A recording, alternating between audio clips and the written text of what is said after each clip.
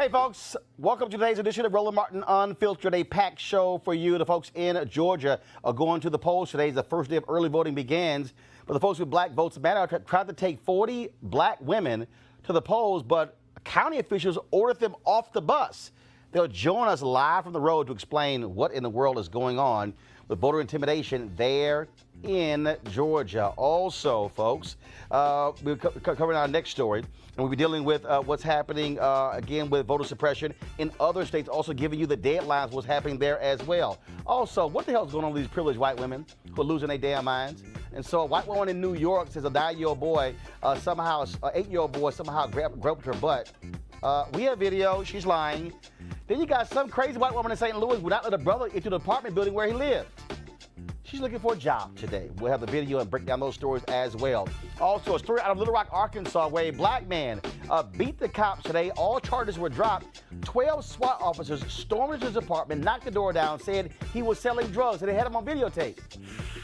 Except one problem, the brother had a bunch of cameras in his apartment. They're lying. We'll talk to him and his attorney, Ben Crump, right here on the show as well. And Kanye is supposed to sit down with Charlamagne the God for an interview talking about mental health. That's been canceled. I wonder why. And speaking of that, Kanye's in Uganda, giving a pair of signed shoes to the Ugandan dictator. I guess those are human rights violations. I guess they don't get Google in the Kardashian household. What the hell is going on, y'all? It's time to bring the funk. I'm Roland Martin Unfiltered. Let's go.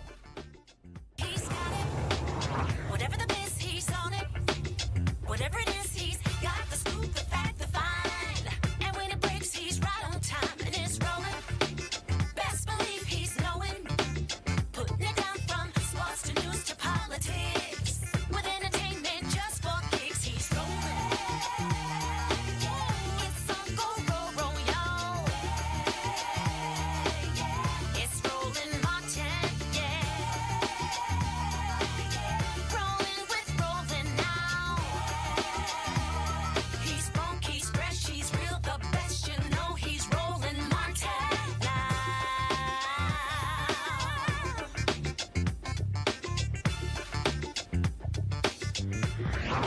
Martin. All right, folks, early voting began today in Georgia, and Republicans continue their efforts to disenfranchise as many voters as possible. We talked about, of course, last week how Brian Kemp, the Secretary of State, who's also running for governor, is doing his part to try to keep folks from voting. Of course, Stacey Abrams, she's doing all she can as well to fight that. Of course, I talked to her this morning on the Tom Joyner Morning Show, where she was highly critical of what was taking place in Georgia when it comes to early voting. Now, check this out, folks. Today, the folks with Black Votes Matter, they've actually been traveling across rural Georgia, talking to people, getting them excited about early voting. And they were actually going to take some people to the polls today, a group of black women who they visited who wanted to travel with them and on the bus to go to the polls. Well, something happened, and that is they got on the bus, but a county official made a call to the senior citizen center and said, take them off of the bus. What the hell is going on? Joining us right now live from their bus tour in Georgia, Latasha Brown and Cliff Albright, the co-founders of Black Votes Matter. So Latasha and Cliff, so what was the deal? So y'all are talking to people there. They are excited. They want to be on the bus. Then a phone call is made, and then get off the bus? Yep, that's exactly right, Roland.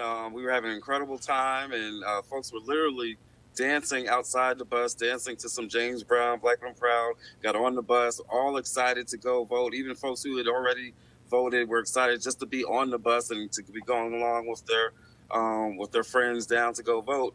And all of a sudden we got a call. The person, our partner who was coordinating, got pulled off. They got spoken to. They basically said that they had the folks had to come off the bus. That the bus wasn't allowed. We didn't have the proper credentials, or it just wasn't allowed that we bring the folks to the polling place. And so, everybody got off the bus. We didn't want to fight it. We didn't want to get the folks at the senior center in trouble. We didn't want to create problems because that's not our purpose. But we did want to make sure. In fact, folks got even more fired up, honestly. And at the end of the day, we believe that the folks there, we already knew that they were going to go vote. But now And we already knew that they were going to talk to their friends, but now they're even more fired up to talk to more friends and more family and to spread that story. And there's going to be an even bigger turnout because of that. So what was meant to be intimidation and voter suppression is actually going to wind up having the opposite impact. Latasha, here's the deal, though. It's very simple. Anybody could drive anybody to the polls. It's not like That's right. you have to be a voter registrar to drive somebody to the polls. Absolutely. I mean, this is part of what I'm so glad, and we actually caught it on video. This is the kind of intimidation, voter intimidation, that has always been going on in the Deep South. There was absolutely nothing that prevented people from. We have a chartered bus. These are the kind of buses that take folks to the casinos, that take churches. We have an insured, chartered bus that we have taking folks to go to the polls. They actually asked us to get on the bus to go vote. So it's by their own choice. It's a chartered bus. There was nothing to prevent them. What we were told is that someone had passed by, saw the folks getting on the bus, had made a couple of calls, and a county commissioner. Now all of a sudden, all the county commissioners, none of them are taking responsibility for it, but someone called the director of that facility. And mind you, this is a day facility. It's not like the people live there. It's just a community center. So the people that came are independent folks who come on their own. They come to go. They're seniors. They have senior activities there. So there was technically nothing that legally really prevented them from being able to get on the bus and vote with us, other than this tactic of intimidation.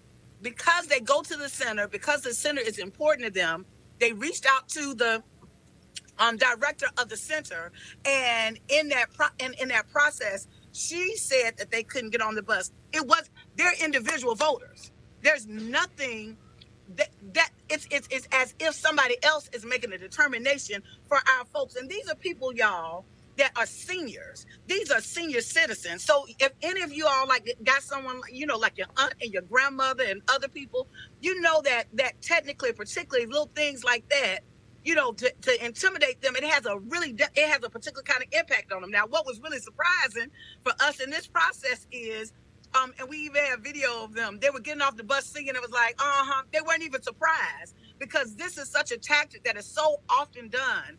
What was even more ironic is essentially we weren't the ones we came down to do the rally. There had already been provisions made to take them for early voting made by the center. So after they got off our bus, they went and got on the other bus being prepared to go vote. Well, somehow that same call, or I don't know if it was a subsequent call or not, said that they weren't going to take them to vote at all that day. They would go another day. So the entire, all of these seniors that wanted to go early vote, not only were they intimidated or to not vote or go to the polls with us on our bus, but the prearrangements that had been made for them by the center also got canceled. Those are the kinds of tactics that have been used in the rural South that nobody is holding folks accountable to, that our people deal with day in and day out. And we just have to have, this time, we have it on tape. And of course, y'all are traveling all across Georgia, going to a lot of these rural towns. And again, places where in the past, Democratic gubernatorial candidates, frankly, ignored those voters, trying to appeal to, frankly, white suburban voters or white moderate voters. But Stacey Abrams is really focusing on turning out those folks who've been marginalized in the past.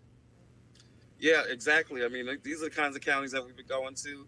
And in fact, right now we're in another similar county. We're in Milledgeville, Georgia, and we're actually passing by a Stacey Abrams event. And so she's had a very deliberate strategy to pay attention to counties which in the past have just been ignored. And that's been the reaction that we've gotten everywhere that we've gone. It's just been people just saying, thank you. Thank you for not forgetting about us. Thank you for not just going past us on the highway as you're going up and down between the big cities.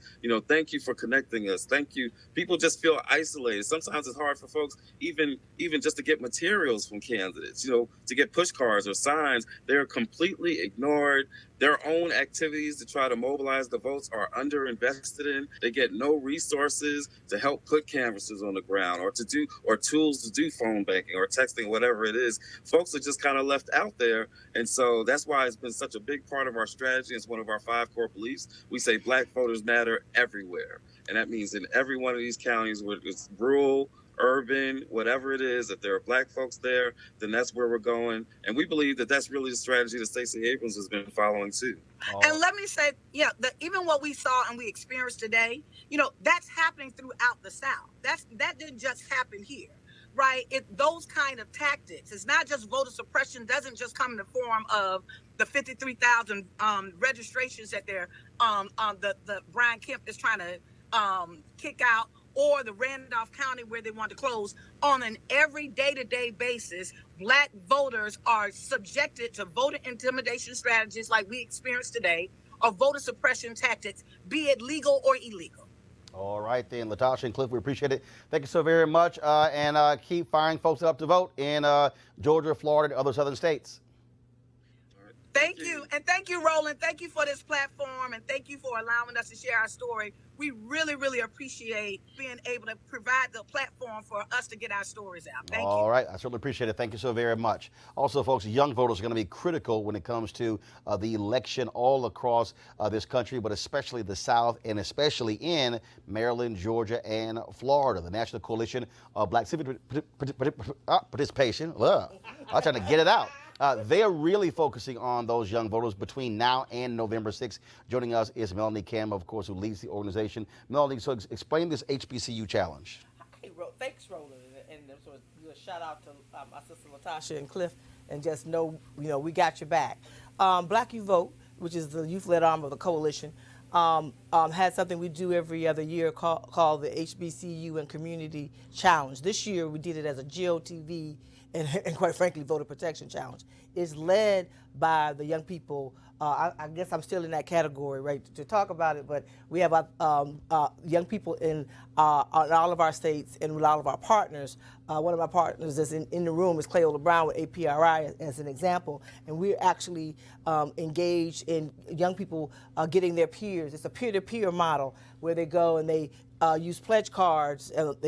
This year it's been upgraded to use text messaging to encourage young people to vote, but also encouraging young people to become poll monitors for just some of the stuff that we've been sitting here talking about. And so it's just another tool that they created through Black You Vote to help young people encourage each other. It's a peer-to-peer model. Amari Foster, you're one of the organizers for Georgia Stand Up. You're joining us via Skype. And what are you seeing, what are you hearing there on the ground? Can you hear me? Amari? All right, looks like we have some audio issues there. Yep. Melody, you have actually been to Georgia, some other places. Yes. Are we seeing a level of activity that we have not seen in recent years? I was in Georgia for 10 days and actually was at Clark Atlanta University where I graduated some years ago. The energy is there. While I was in Georgia, Stacey Abrams is one of my young folks that used to be an intern for me, so I'm really honored and proud just to see her. Just on a side note, glad to see her leadership blossoming as it has. But young people are fired up, and this issue around those 53,000 voters that were not purged, but may not be able to vote. Young people were talking about that at the game. Well, first of all, Stacey Abrams has said that they can vote. They can vote. The issue, but provisional ballots. Potentially, those votes may not count. Provisional ballots, and this is just the history of provisional ballots. Still comes back to someone going to make a subjective decision too, and so. Legally, you can use a provisional ballot. Many times, provisional ballots are not counted. So I'm glad to see the Lawyers Committee, others suing, Georgia Coalition for the People's Agenda, and all those other groups suing to try to push back. But when I told folks, though, what people are saying, they are fired up from young to seasoned. They're like, we are not going to let anybody. So we talk about let my people vote in Florida. You got to let my people vote problem going on in Georgia. And so this thing is really turning the voting rights issues front and center, along with other issues, of course, but the issue around like that, if you can't win it legally, you're going to steal it? No, that's what people were talking about throughout the 10 days I was in Georgia and working with our coalition down there, Georgia Stand Up and Black Ones Roundtable and others, and APRI and others. Amari, there are a lot of folks who were 18 to 29 who did not vote in 2016. Are we seeing a complete flip in 2018 in these midterms?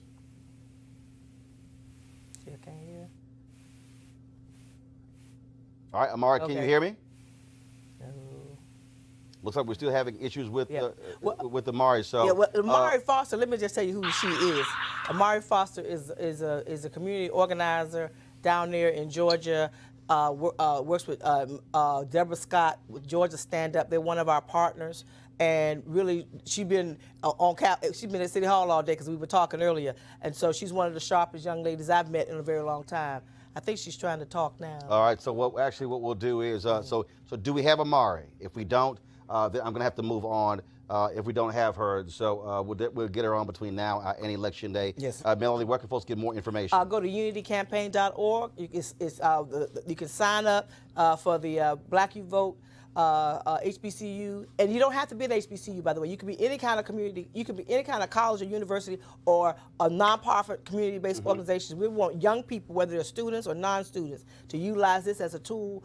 And we know that millennial vote, Gen X vote, Gen Y vote, young people vote is a powerful tool. And we think that's going to be part of the secret sauce. You know, I was talking about black women, John here with black women, but young people, I think, are going to surprise us in many places this year. All right, Melanie Campbell, we sure appreciate it. Thanks a lot. Thank you. All right, folks, let me give you these deadlines. Critical deadlines are coming up when it comes to you being able to register to vote over the next 5 days. First off, October 15th, the deadline to register in Virginia. Again, is October 15th. October 16th, we have several states: Kansas, Maryland, New Jersey, Oregon, West Virginia.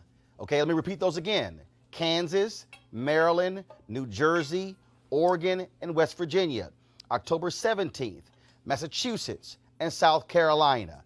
Okay, Massachusetts and South Carolina. Massachusetts, you have Ayanna Pressley, of course, who may be the first woman of color representing Massachusetts in Congress, who is running there. Again, South Carolina. October 18th, Nevada. You have Stephen Horsford, of course, the former member of Congress who is trying to return to Congress, who is running there as well. Plus, you've got Aaron Ford, who is running for Nevada Attorney General, an African American there.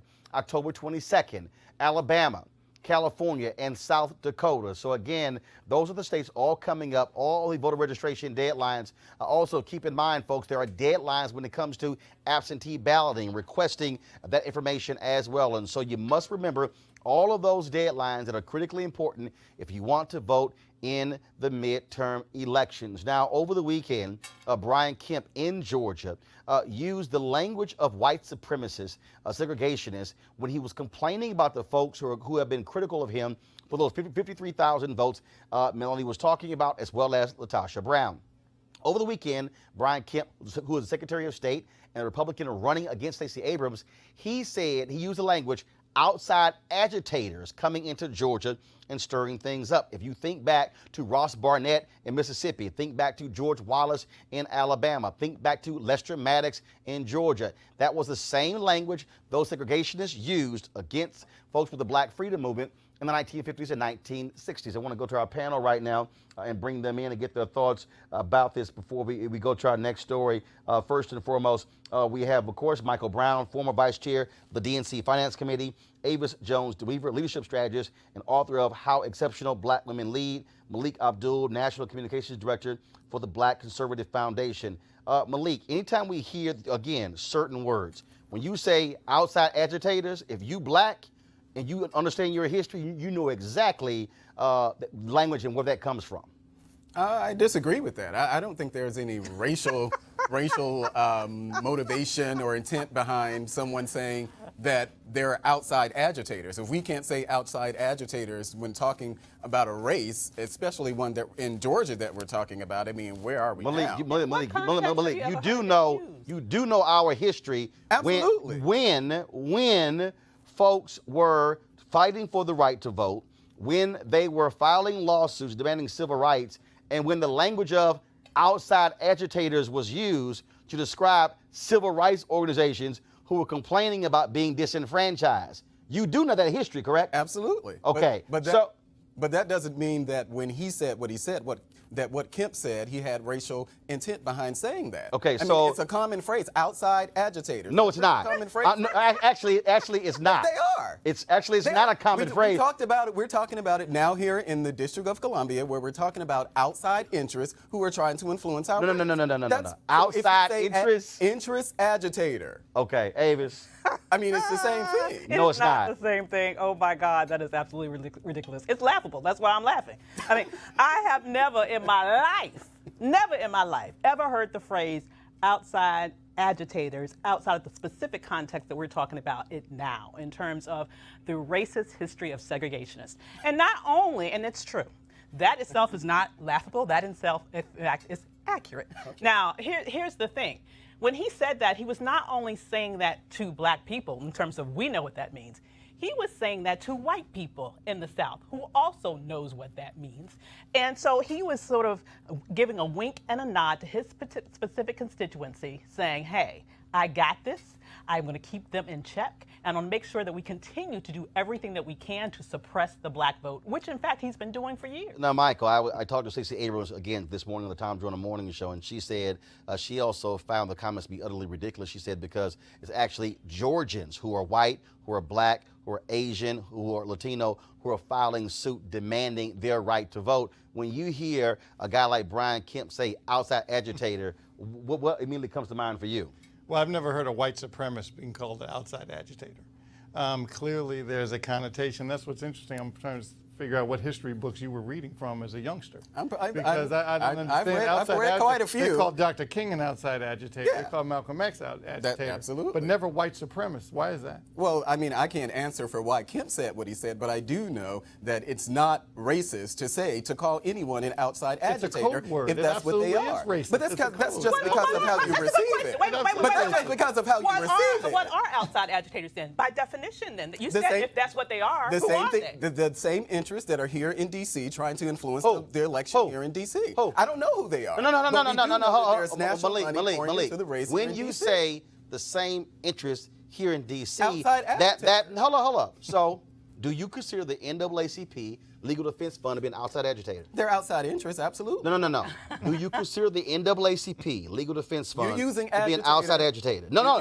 I'm using the words of Brian Kemp. Well, right, but there may have been other words that he could use. I would have said outside interest. But it means the same hold on. The NAACP Legal Defense Fund is a national organization. Right. So therefore, how are they an outside interest or agitator? If they were trying to influence an election here in D.C., I would actually consider them an outside. I'm sorry. You do know that the Lawyers Committee for Civil Rights Under Law, as well as Transformative Justice Coalition, as well as NAACP, Absolutely. LDF, you do know that they typically file lawsuits in different parts of the country, especially the South, as it relates to the voting interests of black people. Absolutely. So therefore, how are they outside if they're also representing black people in Georgia? They're still outside interests. So there are local interests and there's outside interests, or national interests, if you will. In the case in Georgia, what we're talking about here, we're talking about an existing law that was on the books. The same groups that sued Georgia and... Actually, let me give you a little bit of history to back it up.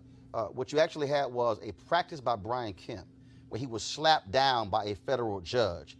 Then the Republican legislature then chose to go back, forget the federal judge, and then make that an actual law. Right. That's actually what you had there. And it's the same group. So I ask you again, do you believe the NAACP Legal Defense Fund should file such a lawsuit against Georgia, protecting the interests of black voters? Sure, they can. They absolutely can. But I also don't think it's inappropriate or inaccurate to call them an outside interest. Michael? I don't. That's what they are. He was called outside agitators. yeah. Let's get the language correct. Right. And he knew exactly. Outside agitators are I would love for you to be able to quote an example where a white person or a person of color even used the word outside agitator to refer to white people, for example. I don't know of any other context. And when that specific phrase has been used, other than having it be used as a weapon against the interest of black people throughout our entire history, I have never heard it used in any other context. Can you provide me an example of We're that? talking about weapon. It's the Can same you thing examine me an example It's of the that? same thing that Stacey Abrams doing, using this whole idea So I that take they're that to trying mean to you can't purge provide the an example. 52,000 people, using it as a weapon. It's dog whistle politics. We do Exactly. know. That's what I'm saying. But we do know that that's something that Abrams is engaging in. She's How so? engaging. How so? Because she's trying to paint a picture that Brian Kemp is trying to purge voters or whatever. Hold on. I'm sorry. that's- You said, hold up. You They said can still- Hold up. You they said can still trying. vote. You said trying to. Right, Okay. trying to. In the last several years, they estimate 1.2 million voters have been purged in Georgia. Well, because of an exact match law of over 7 million, I think almost 7 million voters that they have there in Georgia, 52,000 of those voters did not, their information on their registration forms did not match their Social Security card or their driver's license. It was one or the other. So to say that it's a racist intent behind it when you have the governor of the state who just extended voter registration in at least 4 of the counties, half of which, after the hurricane, he extended the voting registration for those. So to say that the state of Georgia is being racist in this sense, I just disagree with it, because it is a fact that... Henry, go to my iPad, please. This is a story from Yahoo where Joseph Crespino, professor of 20th century U.S. history and chair of the history department at Emory University in Atlanta, this is what he said. He said, Brian Kemp refers to his critics as outside agitators. You can't make this stuff up. He said that the term is heavily freighted with racially charged meaning dating to its use by pro-segregation leaders during the civil rights movement. The term outside agitators has a long and complicated history in Southern politics. It was first used by opponents of labor unions back in the 1930s and 40s, but it was quickly also applied to any kinds of groups that were advocating for greater civil rights and legal protections for African Americans. So it became common from the 1930s and 1940s onward for Southern politicians to label anybody who wanted to change the status quo in Southern politics as outside agitators and to dismiss movements for civil rights as being instigated by people from the outside. That's the head of the history department at Emory University, who might know a little bit something about Southern politics. Yeah, absolutely. I'm from Mississippi, so I know. So you I'm from Mississippi. Why not just acknowledge it was a racist Well, thing to say? what I said was that I would not have used that word. I would Okay. have But used they call it outside racist. interest. Just call it but I'm not racist. going to call it racist if I don't think that it's racist, because Democrats feel that it's racist. No, but you think it's an interest, not an agitator. You're trying to change But I'm the using terms the of what words he said. interchangeably. But that's not what he said. But I'm using the words interchangeably. But it's not the same. Because But it's not I the believe same that that's thing, what he though. meant. But it's not the same. Okay, it may not be the same, but that's what I think he meant All by saying right. that. I love how I think that's what he meant, but we know what he said. Well, Say what hey. they mean. And I see, I focus on what he said and not what I think he meant, because when I hear what he said, damn it, I heard what he said. All right, folks, let's talk about what happened in Arkansas. Of course, where a cop gets in trouble, gets caught, everyone says just a bad apple. Well, what happens when you get a whole bunch of bad apples? Little Rock, Arkansas narcotics unit, folks, pretty rotten. They messed with the wrong brother. So check this out. It was an early morning no-knock drug raid at the apartment of Roderick Talley. He spent the next several months trying to figure out why the police did this. They might stick their knife into an abscess and then explodes all over the place.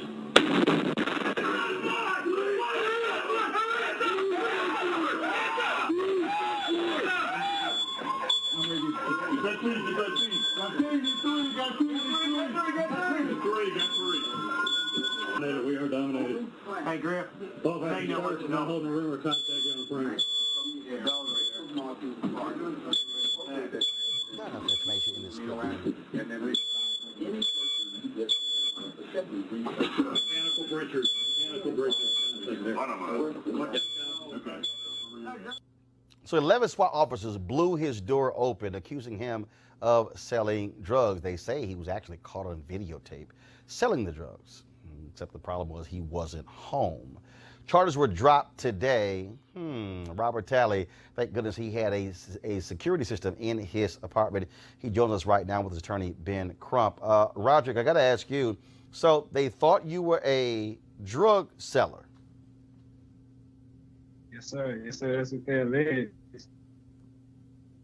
And so, again, so all of a sudden they bust into your apartment, accuse you of selling drugs, and they produce any evidence showing you selling drugs? Anything? No, sir. They didn't have any. No type of proof. Ben Crump, I don't quite understand this whole thing. And again, what gave them the legal reason to blow his door open? Well, that's what is the issue, Roland. Grateful you have these type of praise on America could fail. Actually, hold tight 1 second, Ben Crump. For some reason, we're skipping. So, guys, do me a favor. Get them on the phone so we can have a much clearer signal. I know we want to do it via Skype, but the problem is it's skipping. We're going to hear every third word of being Crump. Get them on the phone and let me know when we have them on the phone so we can go right back to them so we can have a much clearer signal. I do want to do this story right now, though. A far-right Trump-supporting hate group, the Proud Boys, beat up some left-wing protesters on a Friday night as the New York City cops watched and did nothing. Now, they arrested 3 of the left-wing protesters, but none of the Proud Boys. But now, days after the video surfaced, now the NYPD says they have enough evidence to charge 9 members of the group with rioting or attempted assault. Maybe it's because the damn video went viral. Press play. Oh my God. Oh my God. No. Oh my God. No.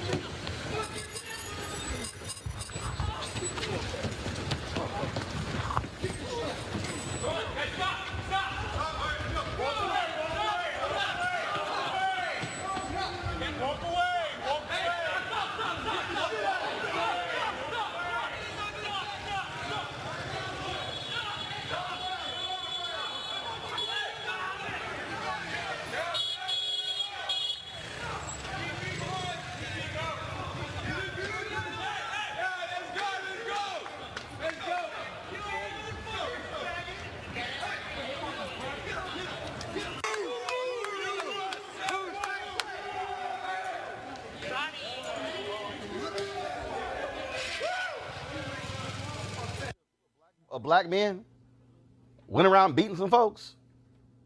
The cops wait 3 days to charge him. Here's what Gavin McInnes said. He, of course, is the founder of the Proud Boys. He said, quote, "I have a lot of support in the NYPD, and I very much appreciate that. The boys in blue." No shock there. No shock there. Folks, again, these are a bunch of thugs. These are hooligans who they are allowing to walk around as if they're respectable. I'm not sure why they're doing that in New York City. I think it's the mayor, I believe, is a Democrat. It's a state run by a Democrat. I'm not sure why.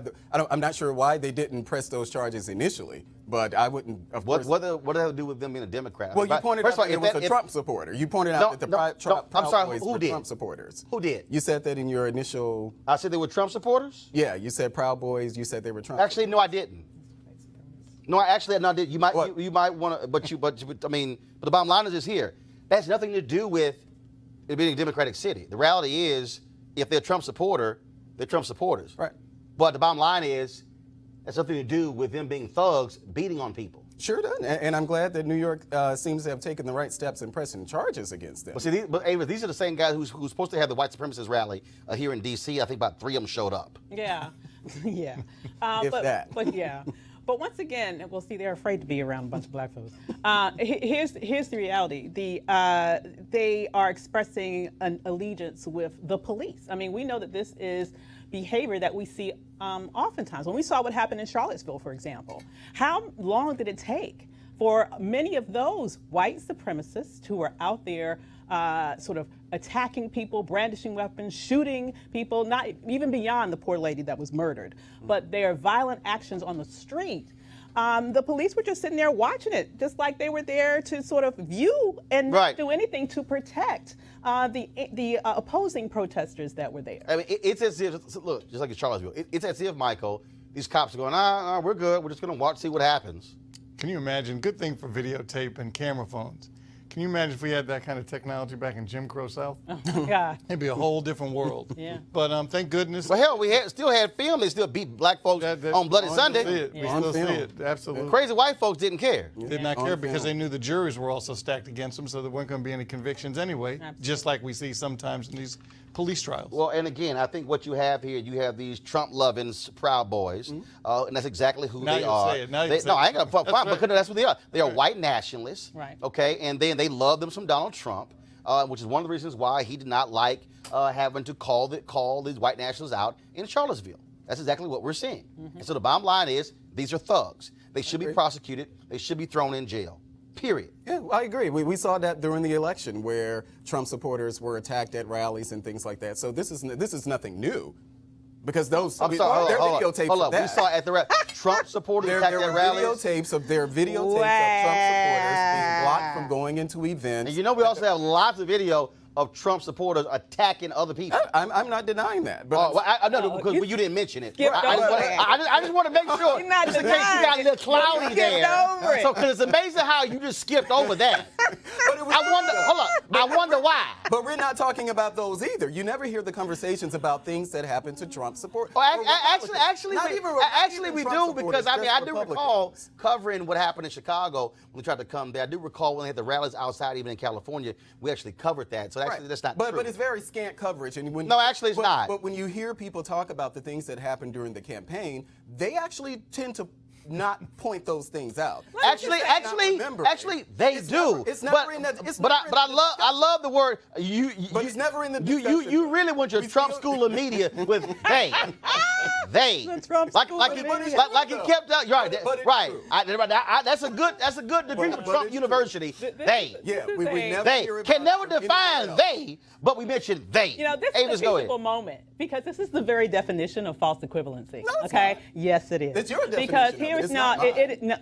Well, that's right, because it's the correct definition. Well, okay, if you because feel this that is way what about happened. yourself, This that's is fine. what we know. Because I have facts on my side, dear. Okay, we you have know your that if you opinion look on your at side. quantitatively, I'm not even going to respect that with an answer. Go ahead, We go all ahead. know what Well, happened and what didn't that's okay. happen. We all know that your standard bearer, apparently the person that you're proud of, was telling people in his rallies to go and beat up people and offering actually to pay for them in case they were charged. We also that's know factual. there were And he was wrong for saying numerous. But you skipped over that, dear. Yeah, but he was wrong for saying And I that. don't happen to remember anybody outside of Trump rallies offering anything like that.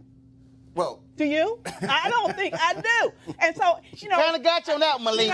It's very interesting to me. They're just doing it now It's with the very Democrats, interesting Eric to Holder, me and Hillary Clinton, that and all of those. when you can, They're doing what? They're just doing that now. Doing what? They're advocating for it now, the whole mob mentality. That No, they're not. Democrats are. No. Yes, No, they're not. are. Yes, they The are. mob. The mob mentality. That Like- they're doing. Hold on. Like the very fine Eric Holder's people advocating for the mob outside. mentality. The mob mentality. Where are your facts? That they're encouraging. No. Where are your facts? Well, we know Hillary Clinton just came out with her comments. We know. Hold on, what comment? We know Eric Holder. No. When they go high, well, what is it? When they go low, we go high, but we're going to kick them to the ground. Paraphrasing what Michelle Obama said, and even Michelle Obama had to come back and push back against Eric Holder. And he So didn't say anything about stepping anybody in the so- face with golf. Okay, all right.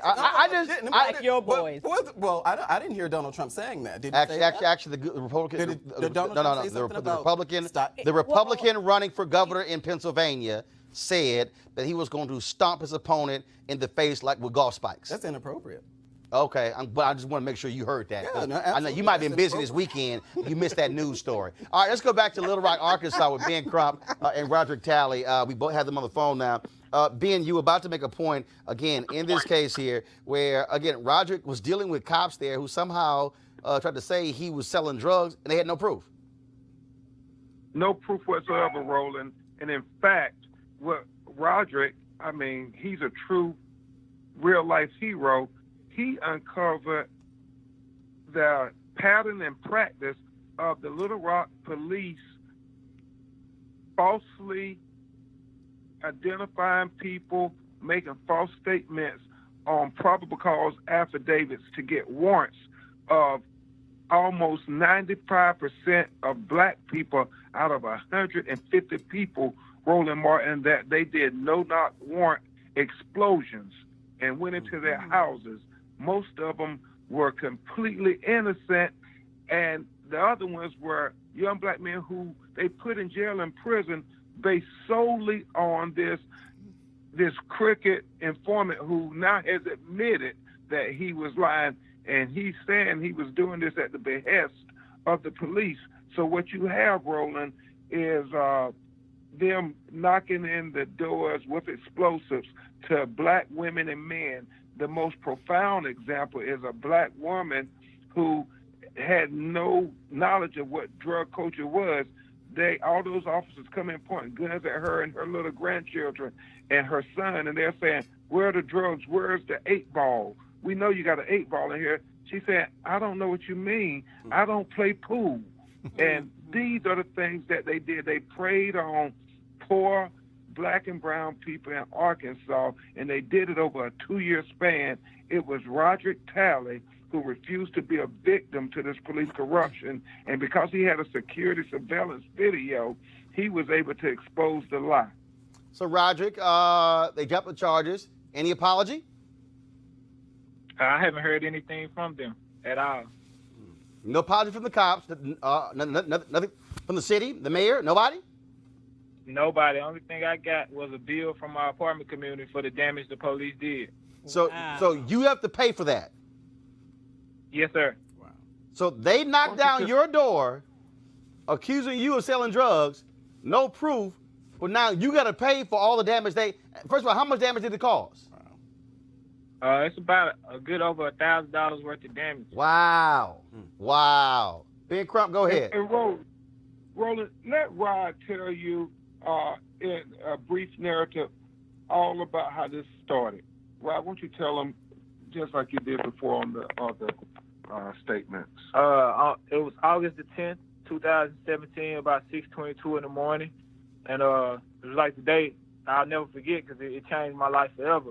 I woke up to a loud explosion and my front door landed on top of me, and Little Rock Police Department SWAT team coming in fully armed with guns, probably as long as their bodies, pointing them at my head, telling me that if I moved, that I would be shot. They all came in, and after they searched, brought K9s in, I wound up going to jail. And at that moment, while sitting in jail, I realized that something that my mother had already told me, my mother who's now deceased, told me that to stand up and fight. And when I got out of there and got home, I reviewed my surveillance footage from my security system, and at that moment I realized that I would be able to do something that a lot of black men haven't been able to do, and that's be able to prove that the police told a lie. Wow. That is absolutely crazy. Ben Crump, I take it a civil suit's coming next. Absolutely, and not just a civil suit on behalf of Roderick Talley. Roland, they did this almost 150 times. We don't know how many more we've been able to prove. The same narcotic detectives have done this 150 times. And get this, Roland, they've only done it to about 5 white people, maybe about 20 Latino people, and everybody else was a black person they did this to. And all these affidavits are cut and paste. You can have the same affidavit. All they did was change out the black person's name. So this is a true major victory because they're now having to vindicate these black people who were put in prison falsely. They're going to get out of jail, and we're going to make sure they're compensated. And we want the prosecutor to hold these corrupt cops accountable. But it's a great day because so many black people around America, Roland Martin, and I know you cover all America with Unfiltered. How many black people say, I didn't do it? The police are lying on me. Well, today they have a new hero because Roderick Talley, a young man on his own, he was able to expose a system of corruption that proves they really were targeting black people to fake warrants to get affidavits just to put us in jail. Ben Crump, Roderick Talley, we certainly appreciate it. Take him to the cleaners. Hey, Mike Lowe, we are all on it, Roland. We're going to come back when they start letting some of these black people out of jail so you can talk to them. All right, we certainly appreciate it. Thank you so very much. Thank you. All right, thanks a lot, Roger. You take care. All right, folks, going to a break right now. We come back. Crazy-ass white women. That's next. Roland Martin Unfiltered. Now, look, I'm a tech person. I love being able to email stuff and PDFs, you name that. But also, there are times when I have fans who want me to actually personally autograph a photo, which means you got to print it out. Freeprints.com gives you 1,000 4x6 prints every single year straight from your phone for free.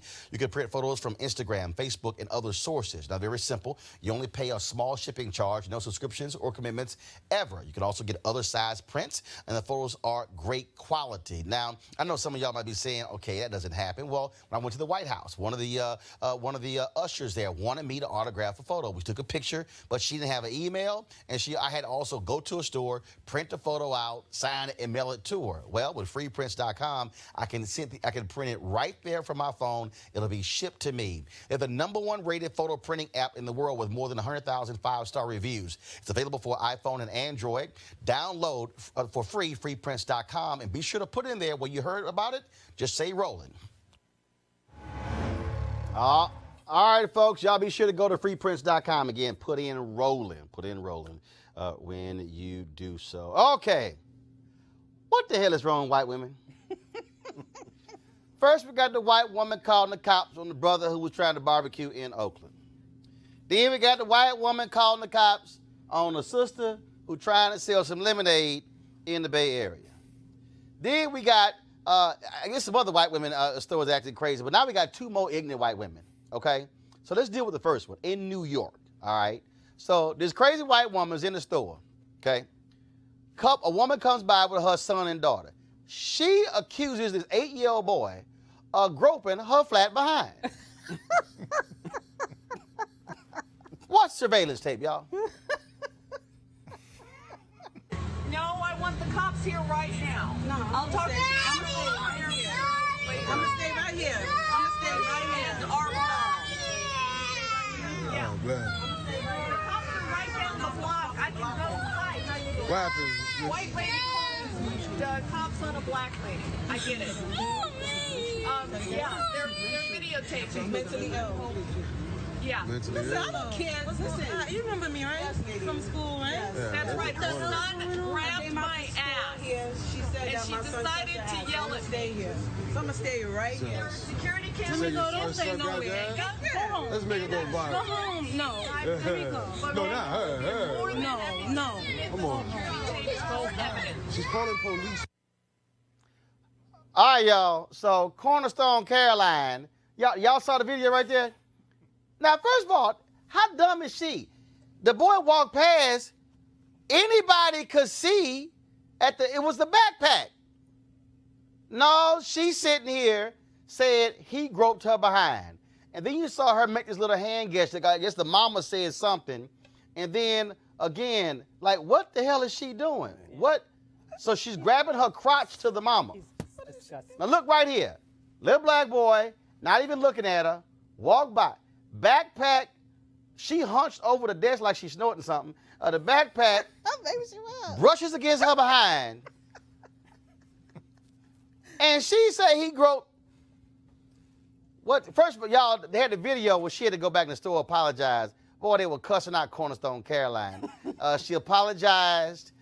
She said, no, I'm not a racist. But other people say she has done this to many other people as well. Okay? So let me go to the second crazy white woman for today. All right? We're going to go to St. Louis. All right? This brother is trying to walk into his apartment in St. Louis. But no, Hillary Brooke Muller, she like, damn that. You ain't getting in here, Darion Tolls. You gonna have to pay the toll, which means you got to get by me, the white woman. Press play. Please move, ma'am. I can. Do you live here? I already answered that question. Excuse me. I'm sorry. The keypad is right there. I understand that, ma'am. You can film me. That's I fine. understand, ma'am, but you're blocking me. and I Into live here. my building. Okay, and Okay. it's my building as well, so I need you to get out my way. Okay, what unit? I don't need to say that information. So excuse me, ma'am. I'm uncomfortable. Excuse me. Okay, you can be uncomfortable. That's your discretion. You're uncomfortable because you're you. I need you to move out my way, please. No. Ma'am, please stop touching me. I'm not touching You you. just was previously. Before. I'm not touching you at all. So I'm going to step in where I live I'm at. not touching you, and I'm not in any way doing anything outside of letting my dog go to the Okay, bathroom. and I live here and you're blocking the door. What unit? I don't need to tell you that. What unit do you live in? 307. Okay, great. I'm on the 4th floor. Excuse me. No. You don't have a key fob. You are... No. No. If you have that, then okay. Ma'am, you're not security. You're not the property manager. You're not No, Mike but Herman. I live here. Okay, and I live here too. You're not Mike Herman. You're not Rick. I don't like the fact you have your phone in my face. Okay, I don't like the fact that you're blocking me for where I pay. All to I'm live at. asking is what unit? But you're not. I don't need to tell you that information, ma'am. If you want to come into my building, It's not your building. You're not the owner.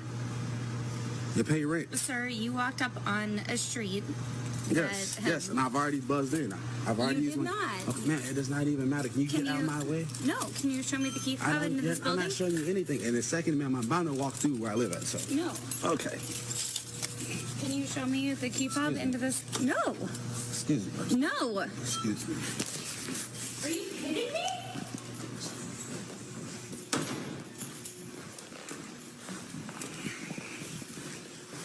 Wow. Call the police, whatever you want to do. Where are you going? Do you have a key fob that looks like this? You can film all you want.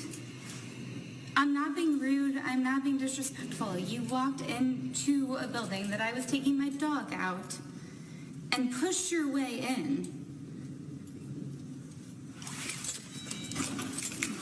No.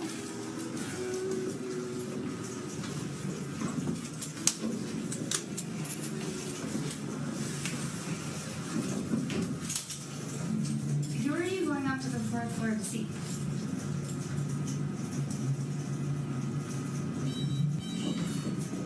No, I want to know who you're going to see. So now you're gonna follow. I am. Why? Because I would like to know who's friends and why you're here. Because I live here. And if you do, then I would like to meet you because you're a neighbor. And You didn't start off on a good note. I don't want to do no dealing with you. I'm going to my house. I'm going to my house where I live at, where I pay. I would like to introduce myself then as a neighbor. I would like to introduce myself. I do not want to speak with you. Please stop following me. I'm going to call the cops for harassment. That's my next step.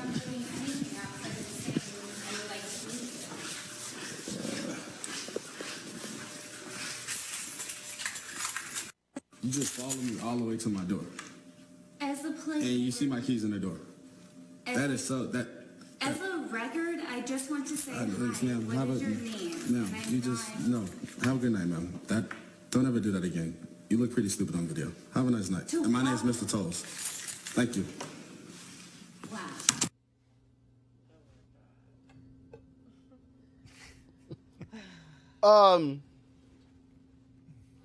The patience of that black man.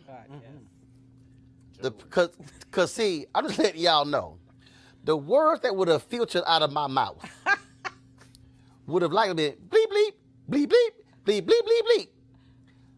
30 seconds in. These white women have lost their damn mind. Yeah.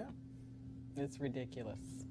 And I know you are men, so you have to, you have a special need for restraint. I'm sort of self. Yeah, because you can't holler at white women. Exactly. You can't be a black man hollering at a white woman. Saying, she better be glad it wasn't a sister, because her ass would have been halfway through that floor. I'm telling you, I can't imagine having that much patience with that level of ridiculousness and racism. Talk way too long. That's honestly, that conversation would not have lasted that long. But this is the thing. And what's crazy is white folks have gotten really emboldened. Mm-hmm. Now, I mean, and so now we can say what's causing it, but Malik, I don't understand. It's them. It's the white boy who asked the black woman about her pool pass, lost his job. It's the white boy in Ohio, the electrical company who was hollering nigga, nigga, nigga.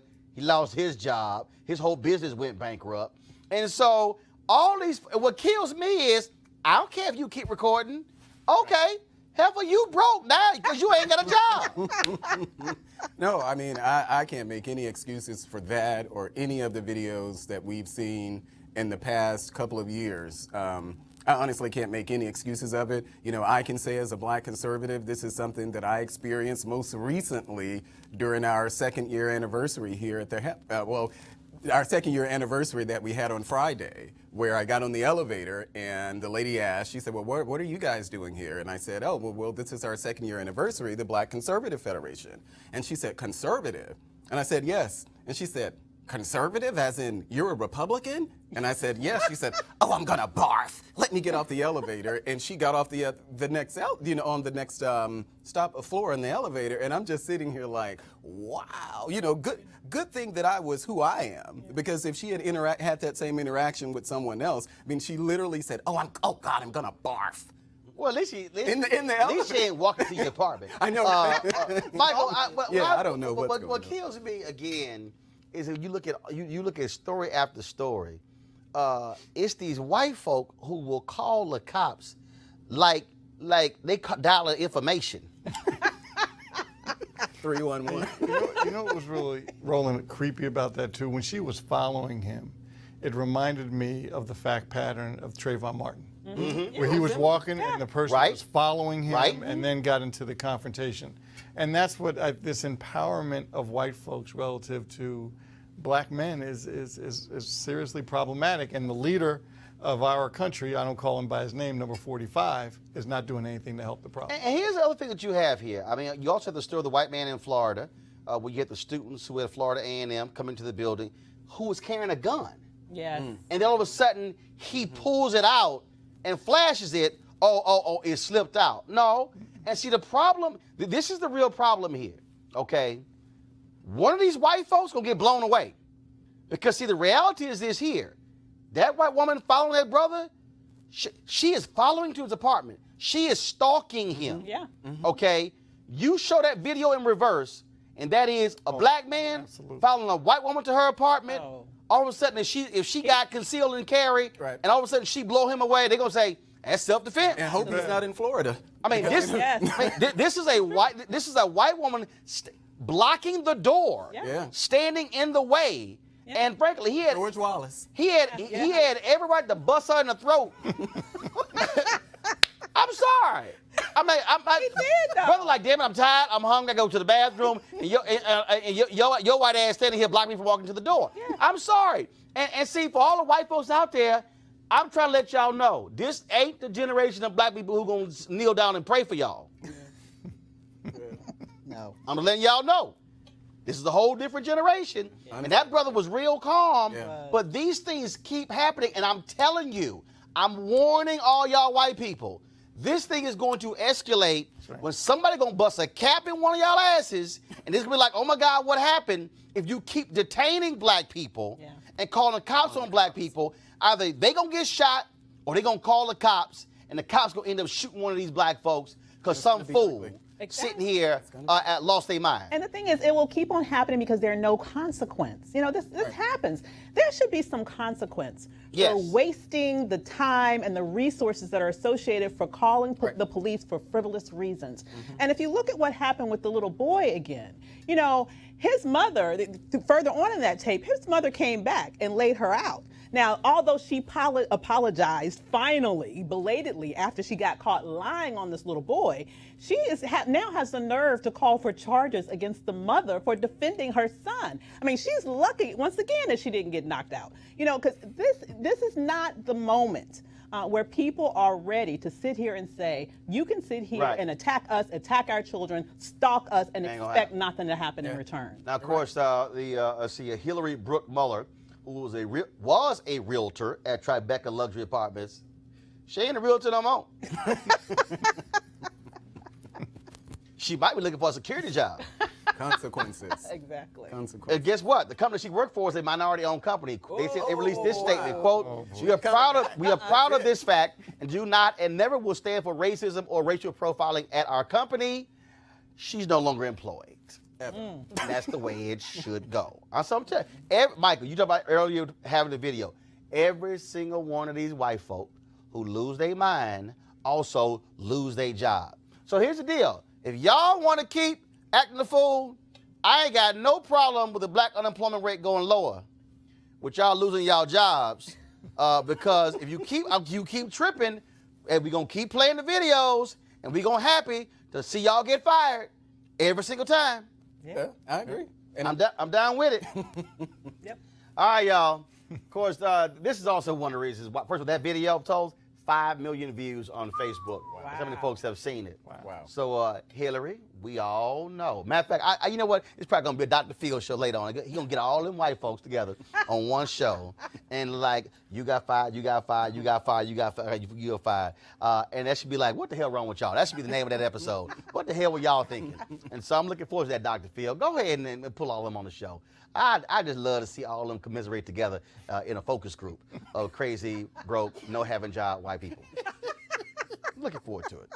Folks, be sure to support Roland Martin Unfiltered by going to RolandMartinUnfiltered.com and joining our Breen and Funk fan club. We certainly want you to do so to support the show and to support what we do. Tomorrow, we broadcasting live from Indianapolis, where they have a State of Black America event taking place, where I'll be moderating a panel featuring Susan Taylor, Michael Eric Dyson, and Reverend Al Sharpton.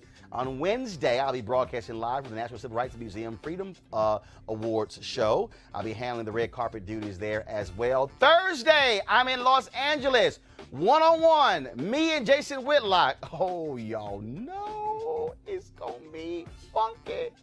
That's on Thursday. And then, of course, Friday, I'll be broadcasting live from the Young Turks studio in Los Angeles as well. So we've got one hell of a week planned for all of you. You do not want to miss that.